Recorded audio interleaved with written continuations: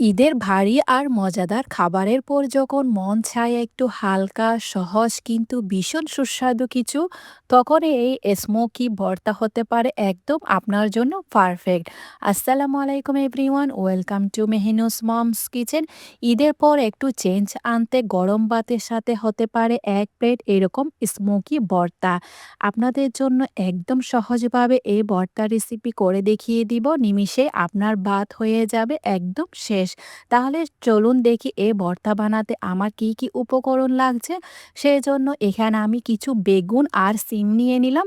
বেগুন আর সিমগুলাকে ভালো করে আমি ধুয়ে প্রথমে পরিষ্কার করে নিয়েছি।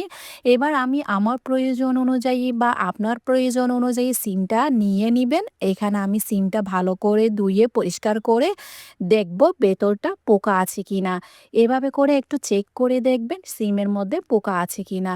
সিমগুলা আমি প্রয়োজন অনুযায়ী নিয়ে নিলাম। এবার নিয়ে নিলাম প্রয়োজন অনুযায়ী বেগুন। এখানে আমি ২ থেকে ৩টা মতো বেগুন নিয়ে নিয়েছি মিডিয়াম সাইজের। এবার প্রথমে সিমটাকে ধুয়ে পরিষ্কার করে পানির মধ্যে সেদ্ধ করে নিয়েছি।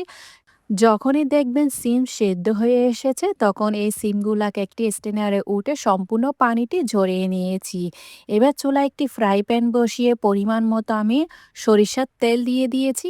অবশ্যই খেয়াল রাখতে হবে এখানে সরিষার তেলটা ইউজ করবেন। তারপর যে বেগুন আমি ধুয়ে রেখেছিলাম এগুলাকে আমি একদম পাতলা পাতলা স্লাইস করে কেটে এই বেগুনটাকে দিয়ে দিয়েছি সরিষার তেলের মধ্যে। তেলের মধ্যে এই বেগুনগুলা স্লাইসগুলাকে আমি ভেজে নিয়েছি। আপনারা চাইলে আপনাদের সুবিধা অনুযায়ী বেগুনগুলাকে ভেজে নিতে পারেন। আমি এরকম করে পাতলা পাতলা স্লাইস করে বেগুনগুলাকে সম্পূর্ণভাবে ভেজে নিয়েছি। যদি আপনার মনে হয় আরেকটু সরিষার তেল লাগবে তাহলে এখানে আরেকটু পরিমাণে সরিষার তেল দিয়ে দিবেন। সরিষার তেলটা দিয়ে বেগুনগুলাকে আমি উল্টে পাল্টে একদম লালচে করে ভেজে নিয়েছি। বেগুনগুলো ভাজতে ভাজতে আপনাদের কাছে আমার একটাই রিকোয়েস্ট, আমার রেসিপি যদি আপনাদের কাছে একটুও ভালো লেগে থাকে তাহলে ফ্রেন্ডস অ্যান্ড ফ্যামিলির সাথে অবশ্যই শেয়ার করবেন। লাইক, কমেন্ট, সাবস্ক্রাইব করতে একদমই ভুলবেন না। আমার বেগুনগুলা ভাজা হয়ে গিয়েছে। এই বেগুনগুলাকে ভাজার পর আমি একটি প্লেটে উঠিয়ে রাখছি। তারপর এখানে পর্যাপ্ত পরিমাণে তেল রয়েছে। ওই তেলের মধ্যে সেই সেদ্ধ করা সিমগুলা দিয়ে দিলাম। সেদ্ধ করে রাখা সিমগুলা দিয়ে উল্টে পাল্টে এই সিমগুলাকেও তেলের মধ্যে হালকা একটু ভেজে নিতে হবে। ভেজে নেওয়ার কারণে এই সিমগুলা থেকে একটু সুগন্ধ বের হবে। খেতে লাগবে একদম অসাধারণ। আপনারা একবার হলেও এরকম করে ভেজে আমার মতো করে ভর্তা তৈরি করে খাবে তাহলে আপনার মুখের স্বাদ একদমই ফিরে আসবে, আমি গ্যারান্টি দিয়ে বলছি। সিমগুলাকে তেল থেকে ভেজে নেওয়ার পর সেম ফ্রাই প্যানে আরও 2 টেবিল স্পুনের মতো আমি সরিষার তেল দিয়ে দিয়েছি। সরিষার তেলের মধ্যে এখানে আমি 2টি মিডিয়াম সাইজের পেঁয়াজকে স্লাইস করে দিয়ে দিয়েছি। পেঁয়াজটা একটু বেশি পরিমাণের দিবেন। তারপর ৭-৮টি মতো রসুনের কোয়া দিয়ে দিলাম। ঝালের জন্য কাঁচামরিচ দিয়ে দিয়েছি। ঝালটা আপনারা আপনাদের প্রয়োজন অনুযায়ী নিবেন। আমি এখানে কাঁচামরিচ ইউজ করেছি। আপনারা চাইলে শুকনা মরিচটাও ইউজ করতে পারেন। আমি যেহেতু শুকনা মরিচটা খাবো না তাই আমি এটা শুকনা মরিচটা স্কিপ করেছি। কাঁচামরিচ দিয়ে এই ভর্তাটি তৈরি করব। এবার চুলার আঁচ লোতে রেখে রসুনটি সেদ্ধ হওয়া পর্যন্ত আমি অপেক্ষা করছি।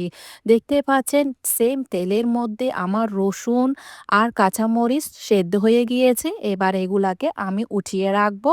আর যখনই দেখবেন পেঁয়াজটা একটু ব্রাউন হয়ে আসছে, এই ভর্তার মধ্যে পেঁয়াজটা ব্রাউন কালার হওয়া পর্যন্ত অপেক্ষা করবেন। পেঁয়াজ ব্রাউন করে দেওয়ার কারণে এই ভর্তার লেভেল হয়ে যাবে একদম হাই কোয়ালিটি। এবার আমার লাগছে ১ টুকরা কয়লা, এটাকে চারকোলও বলা হয়। এই কয়লাটাকে আমি পুড়তে দিয়েছি। কয়লাটাকে ভালো করে পুড়িয়ে নিব বা জ্বালিয়ে নিব। এদিকে যে আমি রসুন, পেঁয়াজ আর কাঁচামরিচ ভেজে রেখেছিলাম ওখানে আমি ১ স্পুন বা আমার প্রয়োজন অনুযায়ী স্বাদ অনুযায়ী লবণ দিয়ে এগুলাকে ভালো করে একদম ম্যাশ করে নিয়েছি। দেখতেই পাচ্ছেন আমি কিভাবে ম্যাশ করে নিচ্ছি। এই রসুনগুলাকে, আস্ত রসুন আর কাঁচামরিচগুলাকে এবার এগুলাকে ভালো করে হাতের সাহায্যে কষলে নিয়েছি। ভালো করে হাতের সাহায্যে কষলে নেওয়ার পর এগুলা সবগুলা আমি সিম আর বেগুন ভালো করে ম্যাশ করে নিব হাতের সাহায্যে। হাতে মাখা ভর্তার মজাই আলাদা। আমি হাত দিয়ে মাখছি, আপনারা চাইলে গ্লাভসও ইউজ করতে পারেন বা পাটাতেও পিষে নিতে পারেন। আপনারা আপনাদের সুবিধা অনুযায়ী নিয়ে নিবেন বা ম্যাশ করে নিবেন। আমি হাতের সাহায্যে ভালো করে এই ভর্তাগুলাকে মাখিয়ে নিয়েছি। মাখিয়ে নেওয়ার পর তারপর এখানে আমি স্মোকি ফ্লেভারটা দিব। কয়লার স্মোকি ফ্লেভারটা দেওয়ার জন্য মাঝখানে একটু ফাঁকা করে নিলাম। তারপর এখানে আমি ফ্রেশ ধনেপাতা দিয়েছি একদম ১ মুঠো পরিমাণের। আপনারা আপনাদের প্রয়োজন অনুযায়ী নিয়ে নিবেন। এখানে আমি ফ্রেশ ধনেপাতাটা নিয়ে নিলাম। তারপর স্মোকি ফ্লেভারটা দেওয়ার জন্য মাঝখানে আমি একটি বাটি বসিয়ে দিলাম। অবশ্যই স্টিলের বাটি নিয়ে নিবেন। তারপর সামান্য পরিমাণে সরিষার তেল দিয়ে আমি ঢাকনা দিয়ে এটাকে কভার করে নিয়েছি। ঢাকনার মধ্যে যদি কোনো প্রকার ছিদ্র থাকে আমি লবঙ্গ দিয়ে এই ছিদ্রটা বন্ধ করে দিয়েছি। এভাবে রেখে দিলাম ৫ মিনিটের জন্য বা যতক্ষণ না পর্যন্ত কয়লার ধোঁয়াটা একদমই বন্ধ না হয়। এবার কয়লাটা উঠিয়ে ভালো করে সবগুলো আমি আরেকবার মেখে নিয়েছি। বাস তৈরি হয়ে গিয়েছে আমার মজাদার স্মোকি ভর্তা। ঈদে মাছ, মাংস খেতে, খেতে আপনারা বোর হয়ে গেলে এভাবে করে স্মোকি ভর্তাটা তৈরি করে ভাত দিয়ে খাবেন। আপনারা অবশ্যই কমেন্টে জানাবেন কেমন হয়েছে এই রেসিপিটা। দেখতে যেমন লোভনীয় হয়েছে, খেতে হয়েছে একদম অসাধারণ। গরম, গরম ভাতের সাথে অবশ্যই, অবশ্যই এই রেসিপি ট্রাই করবেন। আজকে তাহলে এ পর্যন্ত। দেখা হচ্ছে নতুন আরেকটি রেসিপি নিয়ে। সে পর্যন্ত ভালো থাকবেন, সুস্থ থাকবেন। আমার জন্য দোয়া করবেন।